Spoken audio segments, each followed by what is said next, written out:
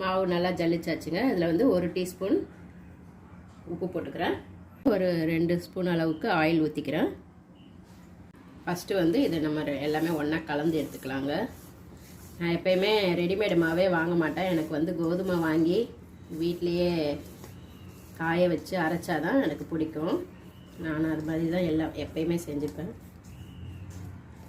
இந்த மாதிரி நல்லா கலந்து விட்ட பிறகு நம்ம கொஞ்சம் கொஞ்சமாக தண்ணி ஊற்றி கலந்துக்கலாங்க, பிசைஞ்சிக்கலாம்.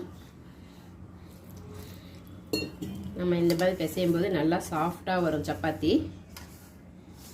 நம்ம வந்து மாவு பிசையும் போது கொஞ்சம் கொஞ்சமாக தண்ணி ஊற்றி பிசையணும்.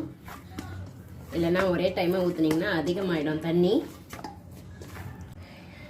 பாருங்கள், இந்த மாதிரி நல்லா சாஃப்டாக உள்ள போகணும். கொஞ்சம் தண்ணி கம்மியாக ஊற்றி பண்ணிங்கன்னா அப்போ வந்து சப்பாத்தி உங்களுக்கு ஹார்டாக இருக்கும்.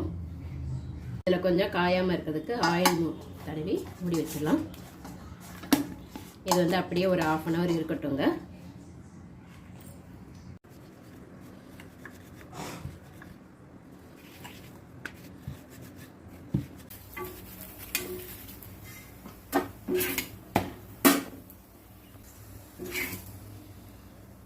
அதாங்க சப்பாத்தி எல்லாமே ரெடி பண்ணியாச்சு.